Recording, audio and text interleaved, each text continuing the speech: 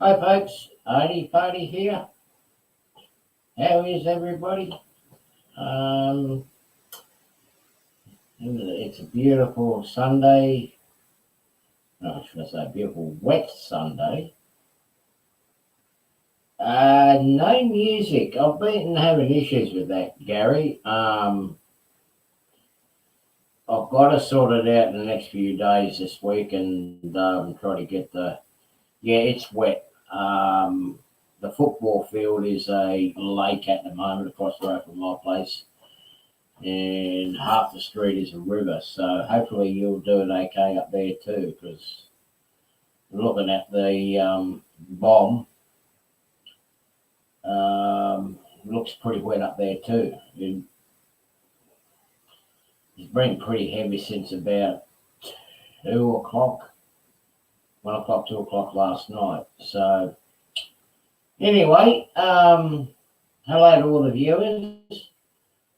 Who do I have here? I've got Anthony. Hello, Anthony. G'day, Creedy.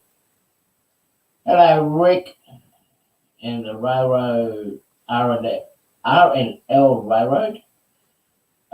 Anthony Dodge, yes, I mentioned you. G'day, Thomas. Split Rock, how are you?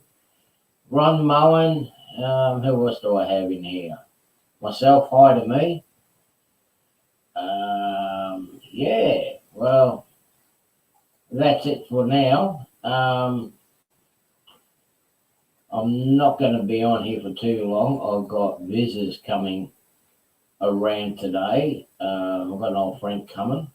So I'm going to throw in the invite to whoever wants to come on for a bit of a gang chat.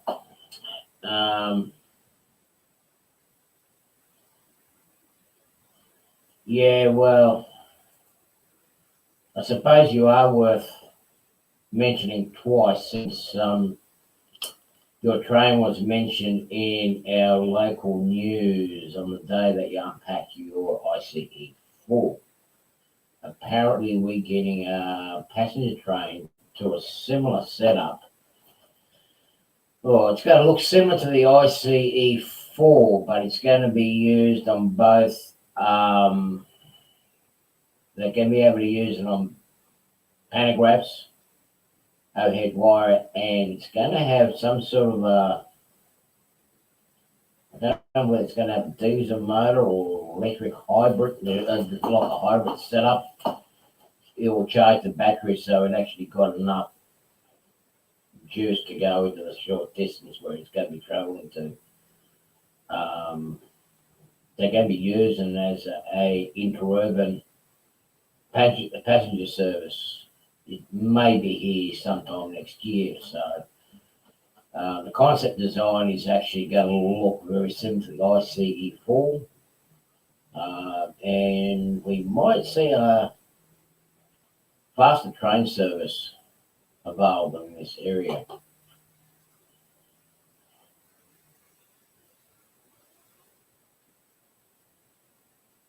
Yeah, well, that's what we got coming.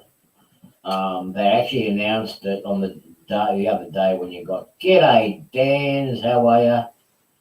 Yeah, well, hey, I got the brisket slowly cooking that side, teasing the taste buds of all the neighbours in the area. They should be rocking up here about 1:30. So, yeah, all friends. We grew up together, so it'd be nice to get together. Now my layout. You got some of you would have seen the update that I had through. There you guys go. In the distance, they are putting the pantographs, the catenary up for electric trains. It's not going to be finished on time. That's going to be a 6-month project. But the buildings are in place. It's pretty much how it's going to be. I will be installing a another structure here in the next few days. It's going to sit in here. It's going to be a bit of a surprise. But pretty much what you got here is what's going to be seen in the next, basically the next 3 months, 3-4 months. So I'm pleased at how it's turned out in this period. Hi Melvin, how are you?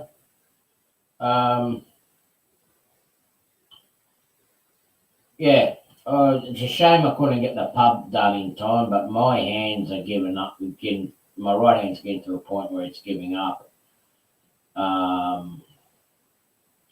So all I'm going to do now is just clean it up, put some wheels on some of these trailers. I've got little projects I still got to finish off. I also want to fit some Dakotas, a couple of Dakotas in a couple of trains that I've got, which I'll end up having run basically on this layout during my recovery stage. Now,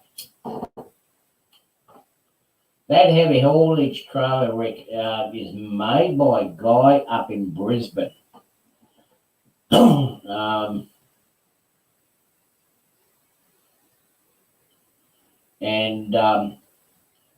He's going to make me up some more of their heavy haulage decks. And very similar to these ones, the ones a little bit longer, like the ones that I had in the trailers I used to own. And he's also going to be making a couple of pry movers that's going to go up the front in a Australian push-pull configuration. But that's going to happen after Christmas. The wiring is pretty much done for now. I've still got to learn how to do the automated signaling on it with the JMRI. The lights are working. I'm not going to turn it on because I've still got crap on the main section. If I turn it on, it's probably going to short the track out. So yeah, it's been a good learning curve. It's going to be an experimental thing or an experimental section where I can actually learn how to do JMRI automation and whatnot from point to point. And it'll give me a bit of train operation. It's not continuous, but hey, we've got to learn from somewhere. I want to say experts. We're all learning in this hobby. We're always learning new skills, and there's a lot of talents from every model that's on here, regardless of how small and how large the talent is. Everything is helpful, and it's a great community. So,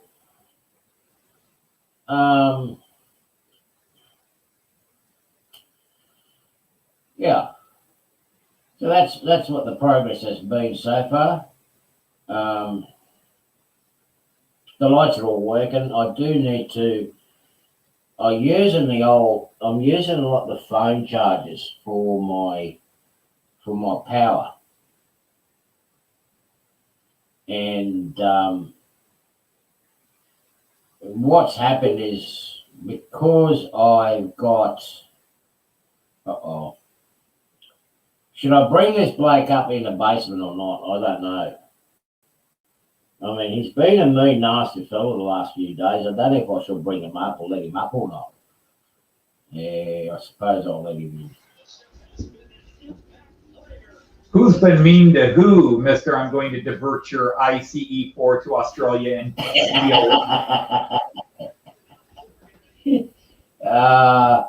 Actually, I didn't mean to. Go ahead. It's all fun and games, you know. Absolutely. There's no pun intended with it, you know. Some of the trains that we got, I wish I had, and I think some of the others would too. And hey, well, it's a grass. It's a grass is always greener thing, you know. A lot of people like my trains because it's not what they see. Yeah. And it's it's just the trains I know. I'm an American and I don't know a blasted thing about American trains. And I only know what I've learned in the last 4 or 5 years about the German train system. But that's what I run. But so I do think they look cool. But I see what you guys run and they look cool to me too. I do have that ability to say yes, that looks cool, but no, I'm not getting it. Well, unfortunately, that's how I've had to draw the borderline there. The only train I would like to get, I suppose I was going to have to get a shorter version of the IC4 now, since we're getting one here. I haven't seen a colour concept yet. Okay. Funny enough, they actually announced roughly about the day that you received yours and unpacking it. They actually had it on our news here. And I thought, oh, geez, Anthony's really rubbing it in now. And here he is unpacking it, and it's on our front news. It was almost headline news. Because we've got a few sections here, like even down to where Creepy is, it falls into the Sydney's inner city, interurban network. Right, and they don't have overhead continuity, but I want to run the trains. They want to run the trains from the outskirts into the city of Sydney without having to change. So they're bringing in this one here. That's going to be able to go all the way into the city network. So we haven't had a direct Creepy's area. They do not have a direct run anymore since 1992, I think, or 93, something like that. You've got to change trains. Okay. It's going to charge a battery wire underneath the catenary, and then on the non-diesel side, it's just going to drop the pantographs down. So, yeah. Yeah, our local government has just announced that they are looking into the idea of high-speed commuter traffic between where I live, Toledo, and the city of Columbus, which is about 120 miles south of here, 130 miles south of here. Now, right now, we have Amtrak runs through Toledo 4 times a day, and it's not consistent. It's scheduled to be in at 10 o'clock, and it might show up at 9:10. It might show up at 12:10. And it's going to Chicago or the East Coast, and it's either you might be 4 hours late to Chicago than expected. Yeah. Or my son took it once, and it was 9 hours late. They had a delay. I need to be corrected. Sorry, Gary, I forgot about the Golden service. There are a couple of day services that go into Sydney. And yes, Dan, we do have a subway system in Sydney. It's not too bad. Actually, they're discovering a lot of tunnels at the start of the underground subway system. They've actually found a lot of projects that never been finished. That's not necessarily a good thing. Geologically speaking, that's not a good thing. You start drilling tunnels and you find out they're actual old cave or whatever. All of a sudden you're weakening the ground and everything collapses. Yeah. Yeah, they're finding that out. Like, they've actually discovered there is a tunnel. They're aware there are tunnels underneath there, but I mean, Sydney's amazing tunnels, even in Central Station. And they're built on top of a lot of old groundwork, which I just discovered just recently.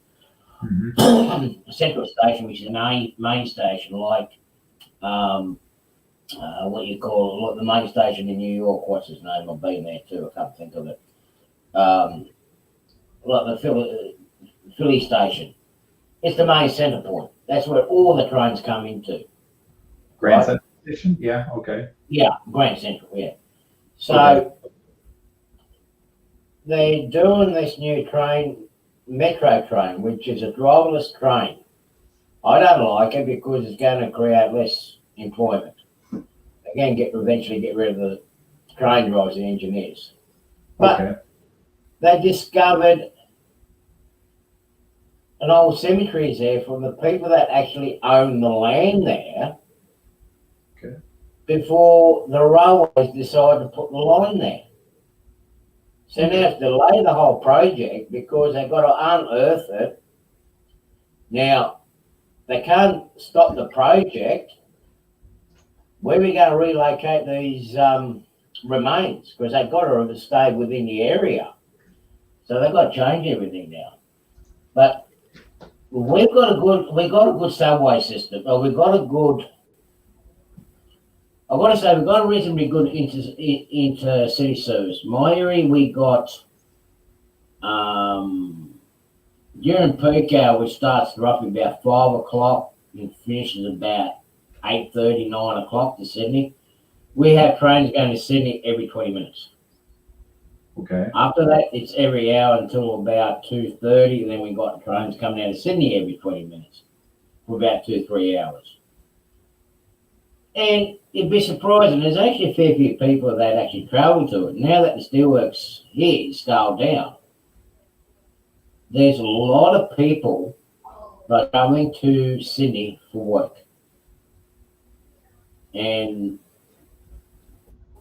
it releases, just a moment. I've got, you tie the fort. I've got someone knocking at the door, so just bear with me for a sec.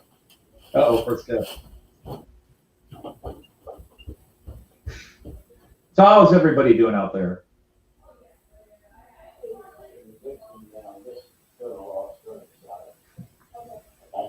Now in Berlin, there's the shortest subway I've ever seen in the city of Berlin.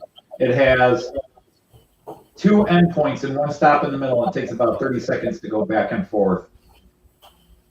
You come here, stop, upload, unload, go here, stop, come back.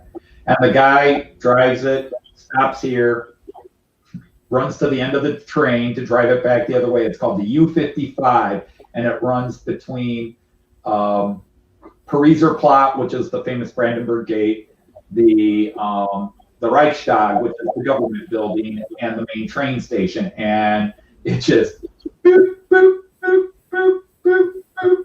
But at the 2 endpoints and 1 in the middle, 2 endpoints, the guy gets out, locks the door, walks to the front of the train, gets to the front. It's got to be the boringest job in the world. Subway in Berlin.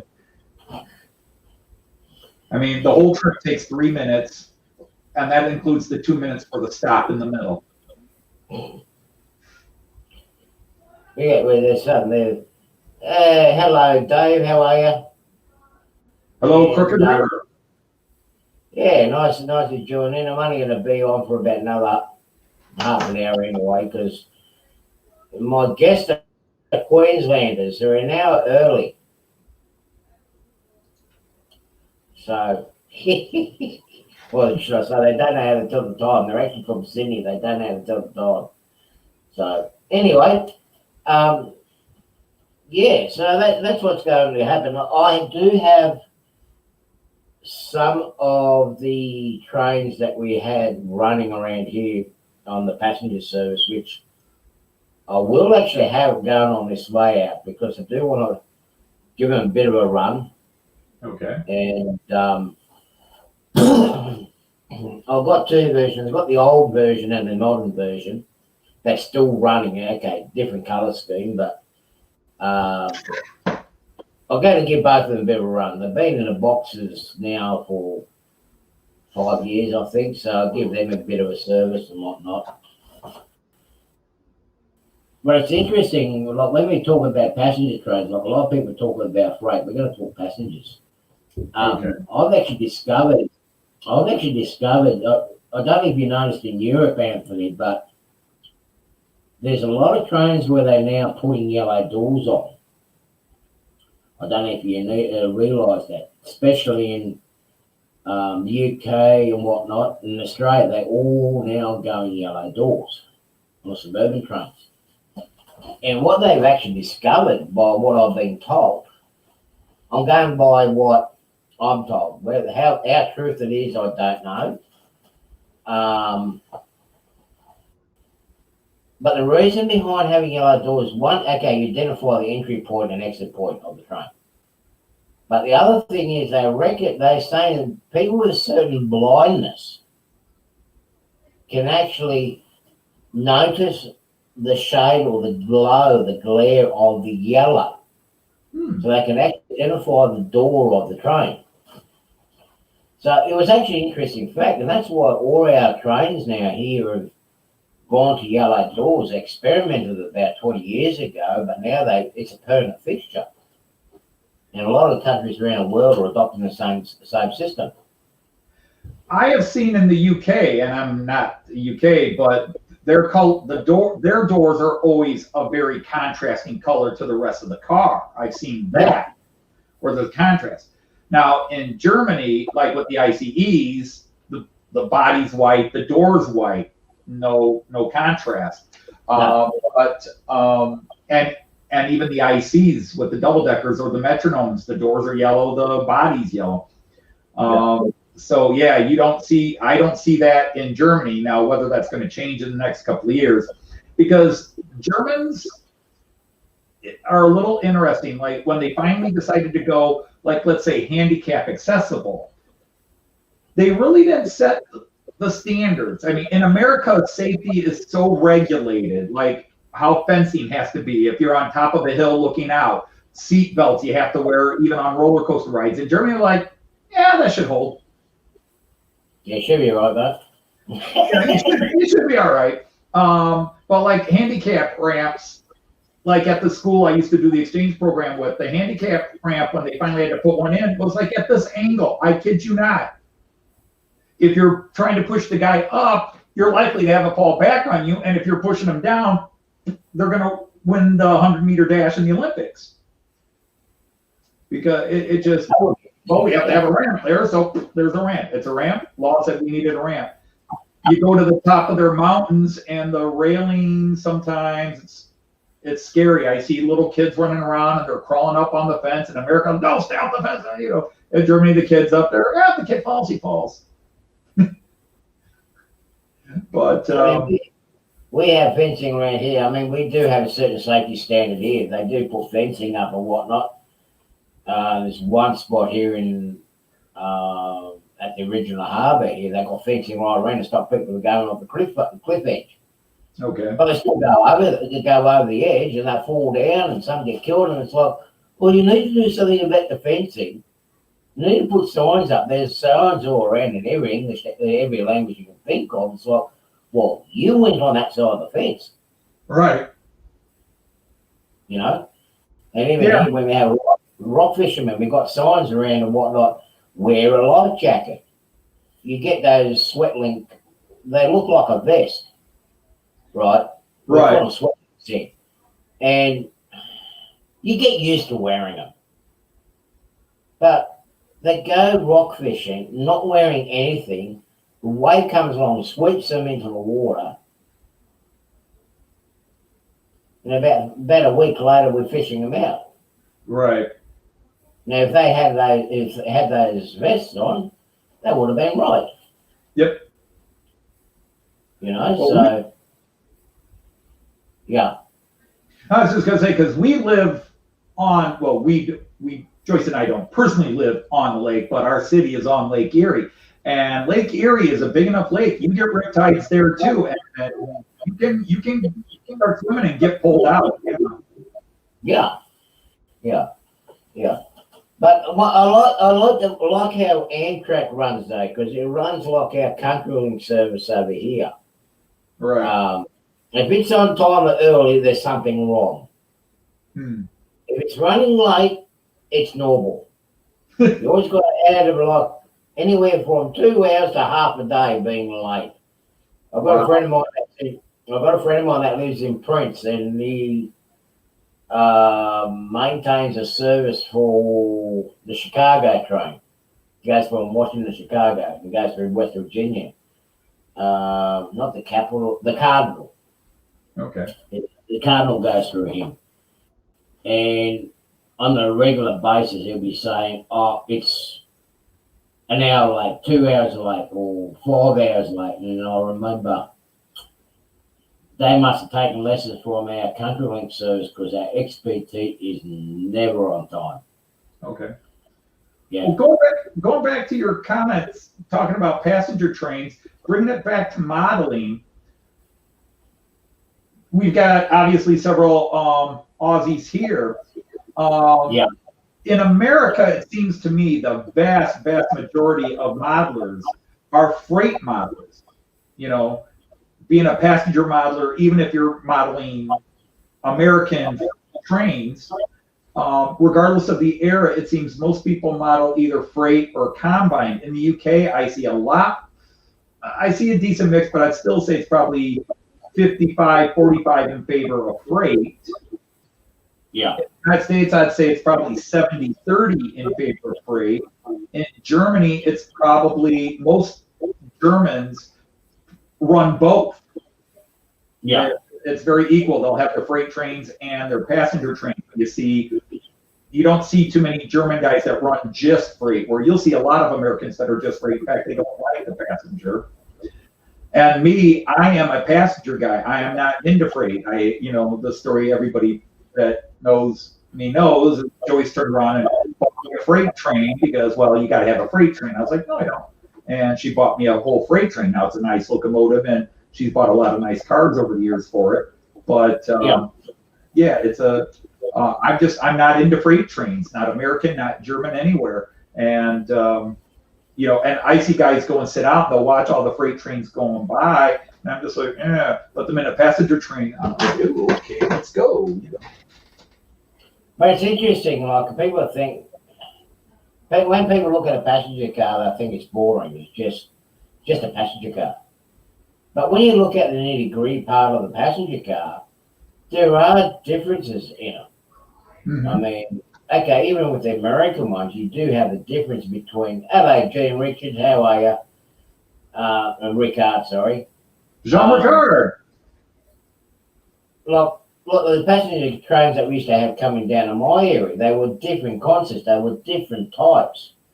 Some were like saloons, some were like where they had compartments in it. They were all different and they're all unique in its own style.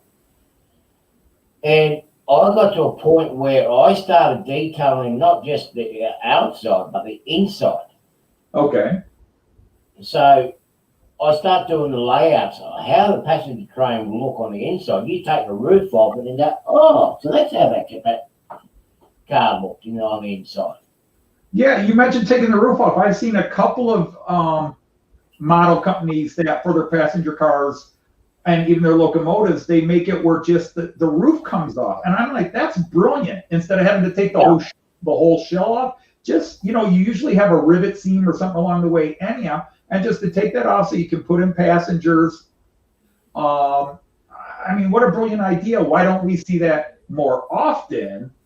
And it would make detailing, because there are a couple of sites I'm subscribed to where the guy takes the car apart, he paints the seats, he paints the tables, and he gets the little head blanket and pillow all offsetting colors. I mean, he takes the time and makes the interior as realistic as he can to match the exterior, and then he makes sure he puts people in it.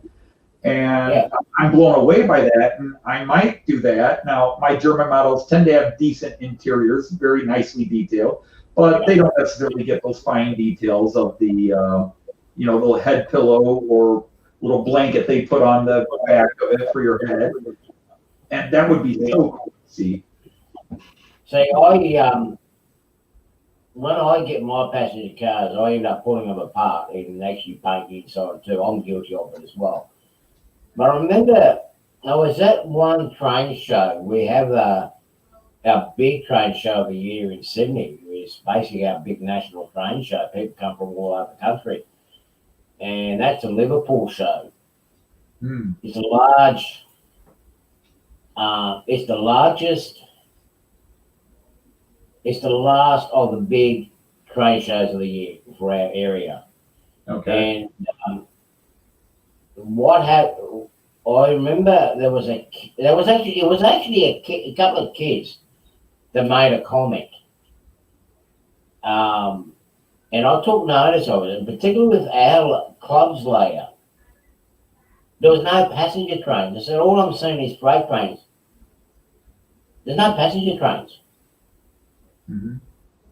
So I thought, man, this was on a Saturday, and we usually run prototypical, and we have one layout called Waterfall. It's based on the steam era of a station, a suburban station, on my line, which is the border of the Sydney network, suburban network. And I'm thinking, why isn't anybody putting the short passenger cars that used to run through there?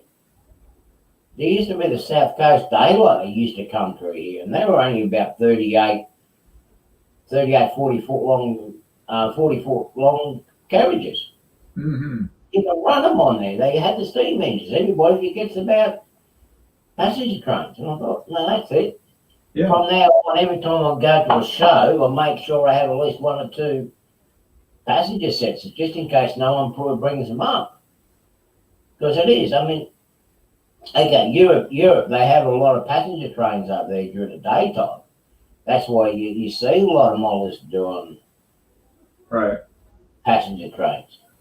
Now, Gary here brings up a point. He says the problem with running passenger cars, they need longer runs or they just chase their tails. And I totally agree with that point. But at the same time, if you're going to do a coal freighter or a wood freighter or something hauling a bunch of containers, I mean, don't they wind up being the same length as a passenger car or a passenger train or a wood freighter or something hauling a bunch of containers?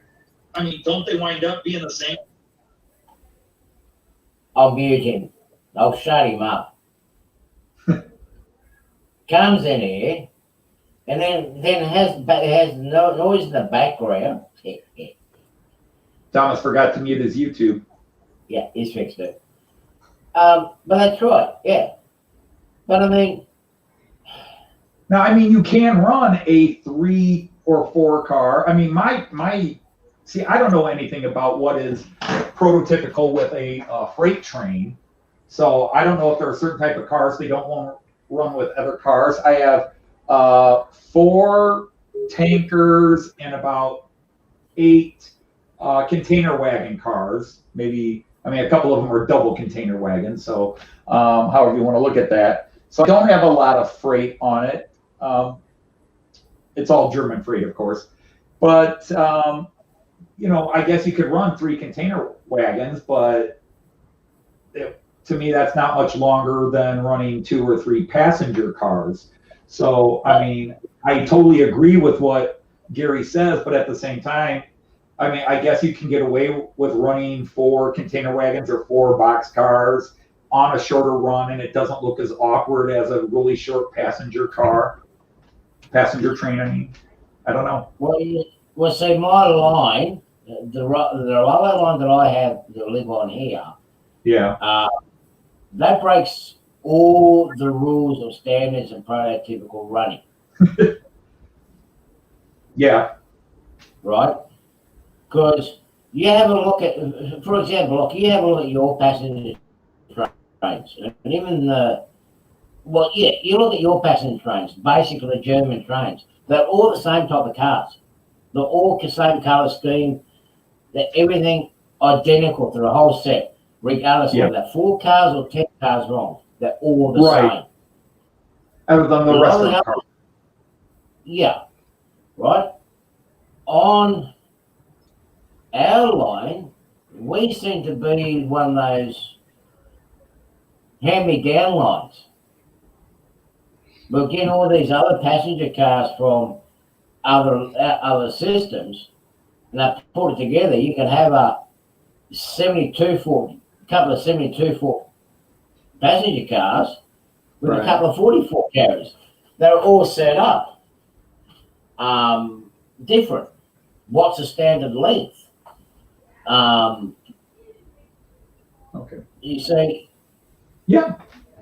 Yeah. Well, that's it. That's it, Gary. But I worked on the standard to one of the trains I used to catch when I was a kid, and in scale model length, it's 5 foot long with the engine on the front. And then we used to have like our version of Doodlebug. It's a CPH. Okay. And it came down the mountain from Gary's place. He used to come down the mountain, and he used to meet up with this train because all the commuters will, from the mountain here, will catch that train and travel Sydney and the other suburbs.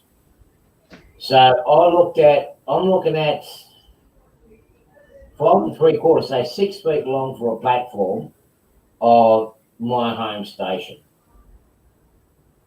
We had long passenger freight trains there too. Okay. Sometimes they'll fit in the siding, sometimes they didn't.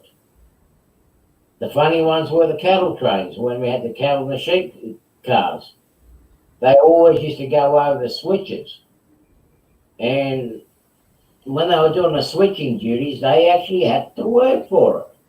You had the push bars and chains and swings to move it so they can hook up to it. So what's prototypical running? Whatever way you can run the train, that's prototypical. Every country's got somewhere a different operation. Oh, you're absolutely right, Rick. Sorry about that, Artie. No, yeah, right. Absolutely right. The longer the train, the longer the radius, or I mean, just the way the cars bend out. You know, if you know what I'm talking about, where the cars join, they bend out as they go around the curve. Yeah, it looks really weird. That's why my layout. Now I know I can get away with this. I've got the space to do it. Again, dimensions are a little different on my last live stream yesterday. Was it just yesterday? It was just yesterday. I put up that chart that showed the Märklin geometry, you know, how far apart it is, 320 millimeters radius, blah, blah, blah. Yeah. Slightly bigger, 12.5, whatever it is. But so we run radius 5. The smallest radius I run with my long trains is radius 4. And I wish I knew the exact metrics that I could translate that into, you know, the guys that talk about running 12-inch, 18-inch, 15-inch, whatever. But they're definitely wide angles. Now, a couple of years ago, it was rumored Märklin was going to release radius 6 curves, which would be much wider. And I was looking forward to those, but they never came out. But Rick is definitely right. And I think Ryco makes it. I think Ryco makes those tracks, and even in profile track. Whether they're making it free or I don't know. Well, and it would have to be the Märklin C track that I use. It would have to be in that style. I mean, technically, yes, I could convert it, but which is what I did with my track. Europeans, I've got to take my hat off to them. The way the Europeans do their passenger trains, a lot more smarter and more intelligent than the American manufacturers and the Australian manufacturers. Okay. Right? Pardon? In models, right? Well, the way they design their models, yeah. Yeah, right, okay. You can buy a Märklin, a Fleischmann, a Ryco, or any of those ones from the mainland Europe. You can take that carriage and it will run on the smallest train set track, which is an 18-inch radius. Right? You can pick it up and it will run. You have a look at the Fleischmann's couplings. They actually stretch out, so the actual carriage will actually bend through the curve so it doesn't throw out. With the Right. American models and Australian models, you've got to put along the shanks on the couplings or the KDs, and you have a big gap in between. Yeah, it does look prototypical, but with the European ones, you don't have to do anything. So, what are you working on, Thomas? A boxcar. Is that what they call a box? That's for Robert. Okay.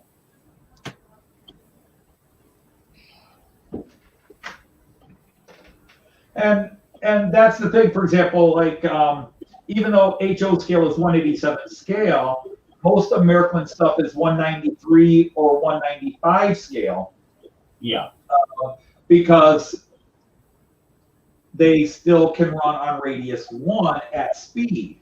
My ICE3 and my ICE4 can run on radius 1 curves, but you don't want to run them at speed on radius 1. You don't want to run them at scale speed. You have to run them slower than they would actually be, but you can run them on radius 1. And of course, even though like everything with Miraklin is very much scale speed, like when you're doing 2 foot here, that's equal to a mile or whatever. And so they really are very regimented on scale speed. So when my thing says it's going 220 kilometers an hour, that's what it would really be doing, and it's doing it at the scale I've built in HO. But it still looks too fast. It still looks too fast. So most people will run slower. So you can get away with using radius 1, which is the tightest curve, which is about about 15 inches. I think they're tight. I think radius 1 in their metrics translates to like 15, 16 inches. But the thing is, just like everybody out there, well, I shouldn't say everybody, but most people out there, you don't have a lot of space. That's why American keeps radius 1, because that's basically slightly bigger, but by American standards, if you buy American starter set, if it's a 2 foot wide by 4 foot long table, you can set up somewhere. And you know, I've got an old video on, way back. If you were to ever go to my channel and look at the very first video, it's me running my first American train 5 years ago, almost now, on our kitchen table with a radius 1 setup. And as Gary says, it's basically. But at that point, I didn't care. Yeah. I didn't care. It was a train running a loop, and I still don't care about prototype, but I was lucky that basically the kids grew up, moved away, and we had this big basement sitting kind of empty. Other than my daughter had a sewing area here, and I just gave her that workroom, and I took it out here instead. I don't think she was happy about it, but too bad. But so this goes back to what I was saying, like the mainland Europeans, they really thought out about when they were doing the train sets and the sets and the carriages and that, where they made sure that the trains would be able to go run on the smaller sets. Like I still got some of the old carriages here that will still run on the small track. I still got the engine out. I'll try to remember to dig it out. But they were brilliant. And yeah, you used to be able to drive a little bit faster, but I mean, like Anthony said, like Gary says, Anthony, you run a fast croc, so the train's got to meet that deadline somehow. Now, well, that's just it. I was about to ask, but remember, I don't know anything about trains, other than I know my German train types, and I run German model trains. I could open up my locomotive and look at the basics and go, okay, that's the motor, this is this wire, this is that wire. But I wouldn't even think of trying to fix my own trains, because how they run, especially the way they're designed today, is really beyond any of my knowledge. So I was going to ask, what does he mean a fast clock? It's like what we have on the digital systems and whatnot. It's like a scale clock. Instead of running on 1-to-1 minute, it'll be like, it'll be 10, 15 minutes and something like that, just a fast clock.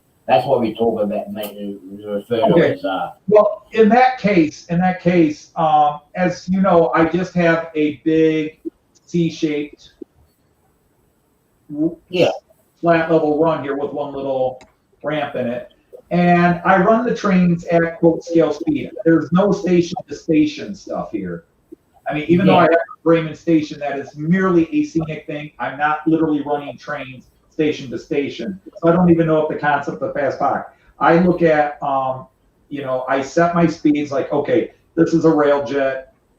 When it's running Berlin to Hamburg, or not a rail jet, ICE3, it can go at certain points. I've been on rail-jets that were, ICE3s. I've been on ICE3s that are running about 250, 260 kilometers an hour. They're just on a dead run between Hamburg before they get to Hanover, and then between Hanover, well, actually past Braunschweig to Magdeburg, and then on Berlin, and they hit full speed up in there, or they get up to about 250, 260 kilometers an hour, which is amazing. But when I'm running trains for myself, I'm running them at about 150, my high-speed trains, just to contrast. So at that speed, it takes my IC3 about 45 seconds to a minute to navigate my whole table one loop. yeah. And so when I do my live streams, I'm running them at about 100 kilometers an hour. That's a standard speed. A lot of what. I just try to slow them down so people can actually see them in the cameras. When if I'm off the camera, I'm running them a bit faster than I do. But I run them comparatively scaled. So like my freight trains, which in Germany would run about 60 kilometers an hour, I set up at 60 kilometers an hour. And then my high speeds are running faster. But other than that, I do everything manual. I don't have any block detection or anything like that. It's just I turn them on and I sit back and I hypnotize myself. I just go. And my favorite bit is like I have a couple of places where 3 or 4 trains will be coming at the same time. And other than a station, you rarely see 3 trains passing each other at one point.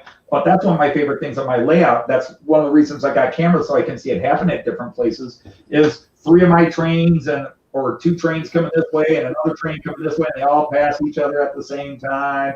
Or especially when I can get 3 and 3, all 6 of them meeting at the same time. Yeah. I love that. It's totally unprototypical, but that's my favorite thing. Well, you mean it's unprototypical? Go sit down on a train at Central Station. You see them going on the suburban platforms. You sit there and you sit happy there. Yeah, when we're going into the world. Yeah, when we're going into stations, then all of a sudden you're coming in from one loop. Like going into Hamburg's really wild because there's like 5 or 6 different lines coming into the Hamburg station, which has about 14 outlines, and you have people coming from all over Europe, all the different trains. So you'll have Hungarian and Czech, and so when you're coming in, all these lines start to curve going into the Hauptbahnhof, the main train station, and that's why I love my one camera view, what I call the passenger camera view.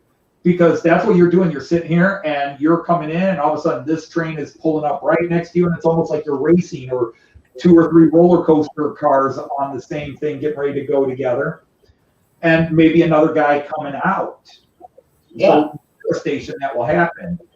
So, but I love that. Again, that's one of the things I like that brings me that sense of quote reality. When I stick that camera on, the first time I did the GoPro. And I just when I do that flow, and it's most people do the cab forward view or in the back. I do it sideways as it's going, so it's like you're sitting looking out the window of the train and watching everything going by the side. Yeah, I love that.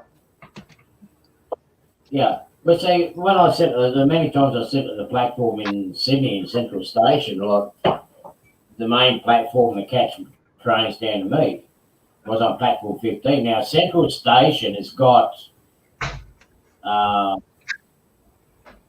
it's got 22 above ground platforms and 2 underground. Okay. Of course you can't see the underground ones. Unless you sit with a man or sit with a woman, the X-ray vision. But what do you got? 16, 17, 18, 19, 20. You got 8 platforms. Okay. That through platforms. The others are terminating platforms. Okay. So you can imagine if you're sitting on and seeing the trains on the through platforms, how many of them go together in one direction and they meet together? It's like, because you're seeing it eye level, like on here, you're seeing it straight across. And it's just amazing to see the clockwork and how it all works. Hello, Joyce. I can see a spine in the back. You can put that baseball bat down. You don't need to go yet. I can see her too. She's hiding. She's becoming an internet celebrity all of a sudden. I am not hiding. You're hiding. We're 2 different model train web pages. 2 different, like the big one for my community, MericlandUsers.net. Somebody posted our latest parody song on their page. oh, good. That, I don't ever post it there, but somebody, I don't even know who it was. It's some gentleman somewhere posted the parody song there. And then one of these Maryland businesses posted the video as well. So I don't know who picked it up from whom, but I'm going through my Facebook page and there's my video and surprise. What the heck's this? Who knows? Maybe it'll go viral. But, like, for example, Munich, since we go back to talk about train stations, Munich has 32, but they're all terminating. All the trains come into Munich and they pull in and stop, and then they all back out that way. It's creepy. Yeah. Hamburg, isn't Hamburg all terminating? Hamburg doesn't have through lanes. Yeah, Hamburg is all terminating. Yeah. There are 18, Yep. 18 different, well, what is it? It's 18 different platforms, but it's like, Do you have a measuring tape? my measuring tape, it's probably on the bar. Got to measure how much alcohol we consume. No,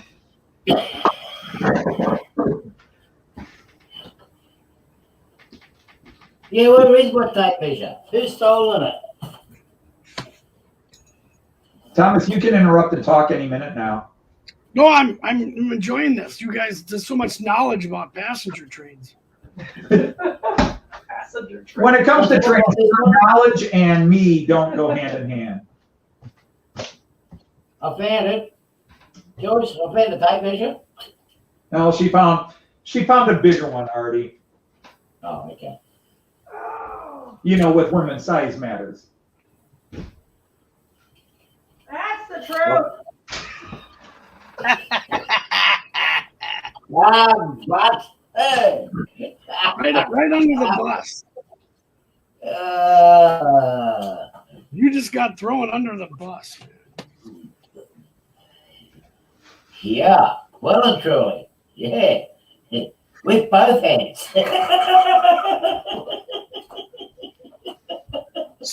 So Anthony, did you get an answer to the scale clock question? Yes. Or what they call the fast clock. Yeah. Right. So you can model 24 hours like in an operation session Right. in 4 hours or 3 hours. The sad part is it doesn't scale down for the guy switching cars in the yard. Right. So sometimes you gotta, work on that. But it's kind of cool to have a scale clock and they're running passenger trains, or for freight if you're running something that's time sensitive, like at a steel mill. Right. They're gonna have a pour at 3:00. Then you got to pull the hot metal and get it to this, and Right.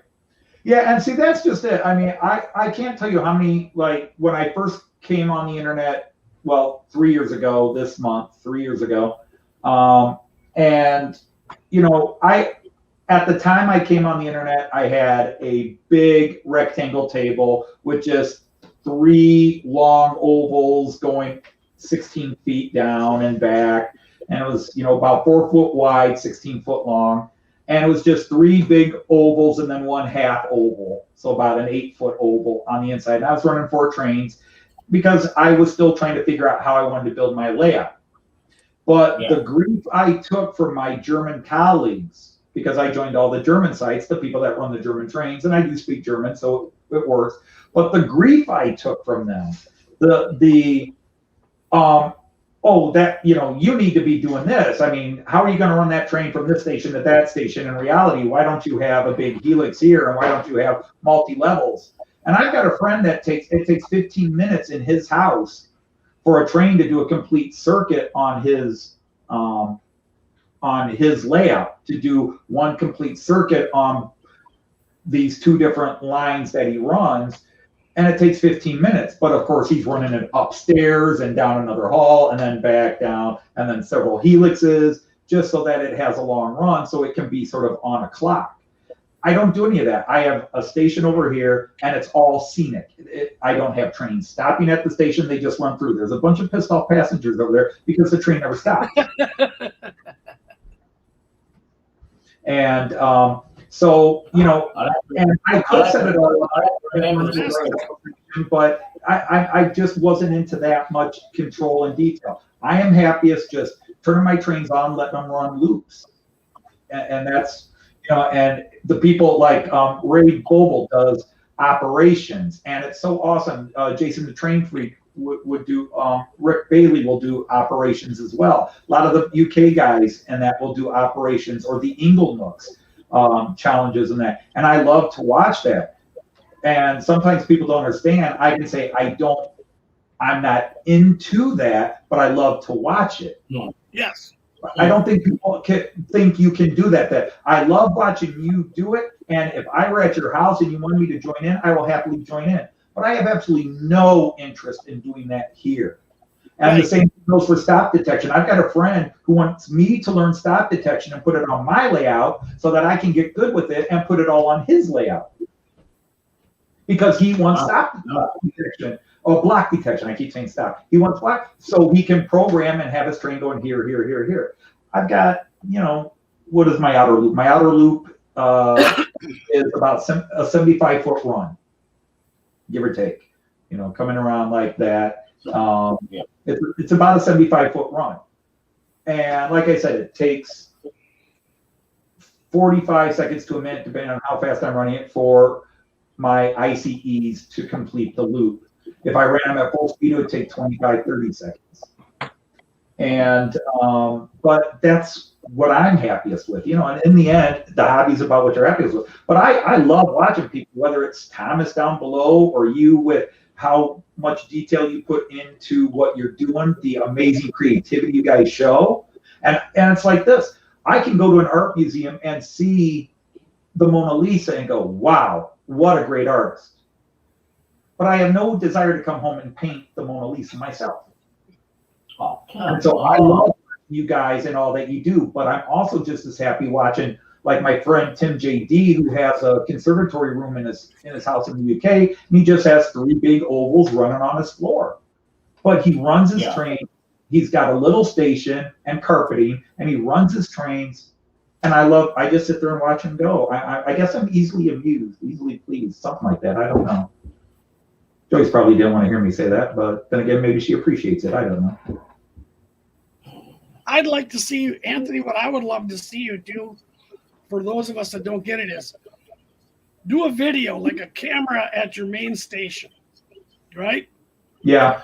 And then, like in the titles, here comes the Ice 4 from Heidelberg to Gredelberg, and have that train come and stop and take off. And then here comes the DMU from Austria to here, and then have that train come and stop.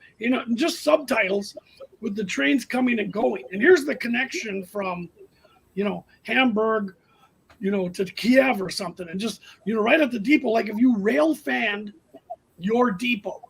Right. Yeah. We're going to go here for 6 hours. Here's what I saw. The Ice 4, the Ice 3, all the other cool trains, whether they went there or not. Right. Maybe see the subtitles and know what they are. Yeah. you create a storyline when it's so. Yeah. And you can create a wonderful storyline on your layout. I mean, I suppose, yeah, I could. I mean, I could throw that in sometimes. I mean, some people would go, where's this running? I mean, basically, I know Delmenhorst and Bremen. Those are the two stations I've been at the most. Although I've been in the Munich station and I've been in the Berlin, Delmenhorst the most, Bremen the second most, Berlin the third most. Those are the three stations I really know. But like most of my train I've numbered them so that they represent trains I've ridden on somewhere in this area. Now, of course, if I were to do a storyboard, my railjet would never come anywhere near my layout because railjets don't go to Bremen or Delmenhorst. Yeah, you know that. We don't. You know?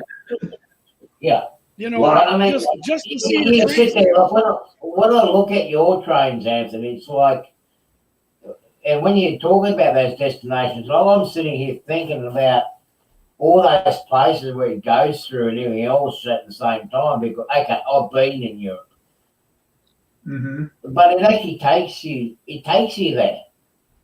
You start picturing and visualizing on what it's like going on the system there too. You know, it's going for a big destination, and people that don't know the country that well go, oh yeah.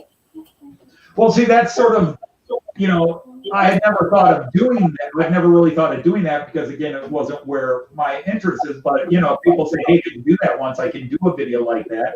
But, see, I don't talk about that much because I figure most people don't know Delmenhorst, Bremen, or whatever. So these are trains you see in Germany. And then if somebody, what's this train? Okay, that's an ICE4. What's that? That's an ICE3, or that's a Regiobahn, or that's a metronome. And I will often mention, okay, this yellow metronome goes... it's based in a town outside of Hamburg called Uelzen, but basically it covers traffic from Hamburg to different areas. And I have an old video on my Model Train American Outsider show where I talked about my different trains and what routes they technically run. Yeah. But like who runs where, like. The Nordwestbahn runs from here to here to here to here to here, and this train runs from here to here to here. But I don't know. I always get the feeling most people like geography. Right. But you are such a creative storyteller, and that's what I would like to see. It doesn't have to be 100% accurate because none of us are going to say so. And if somebody does, but I would love to have you tell the story of rail fanning, whatever, Artie Dorf station. It would just be cool watching all your trains come in and stop and depart. Yeah. And as Thomas says, Anthony, you are a good storyteller. You are a good storyteller. With the right and story. You put something. I mean, you undersell yourself. I mean, your knowledge, you've got a fair bit of knowledge, even if it is for a short period of time. But yours go between Australia, America, to Germany. Mm-hmm. We don't have to worry about learning German. Right. Or German. Well, you could even do the station announcements in German. Pick a different voice. And then subtitle it. Well, that's just it. See, one of the things I've shown a couple of times on not live feeds. I mean, I don't know how hard this would be a live feed. I would have to look at live feed, but my station, one of the proud things, where I won't sell myself short, is my Delmenhorst station has speakers in the canopies where there are actually speakers at the actual Delmenhorst station. And I have programmed in all kinds of platform announcements.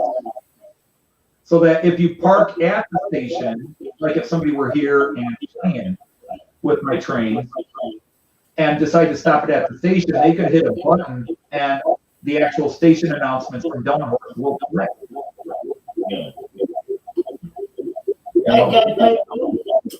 I am going to be a real bastard at the moment. I'm going to have to cut my streaming short today. At the moment, aren't you always? My sir. Well, you are speaking the truth. No, hang on, looking the other way. Yeah. You are speaking the truth there, Anthony. It's only out of Yeah. So I'm going to do a live stream again next Sunday. I've actually got business here. I've got a brisket smoking away and stirring up the nostril senses to the neighbours here on a rainy day. But thank you for joining. Thank you for joining, Thomas and Anthony. It was great having you here. I love hanging Gary, with you, thank you very much. I'll see you on Tuesday morning. Jen, Richard, and Ricard. Sorry, I keep getting that one wrong. Who else we got? Rick and everyone else. I will live stream again next Sunday, same time. And hopefully I can get some background music going at the start of it. Today was a bit of a rush. So, yeah. See you during the week. I have a couple updates later on. I'm going to try to do a silver spike moment Tuesday night or when I get back from surgery on recover from surgery at the end of the week. So see how we go. All right. All right. All right. Well, take care of yourself. Yeah, thank you. Hey guys, thank you. Take care. Well, See everybody. soon. Take care. Bye bye.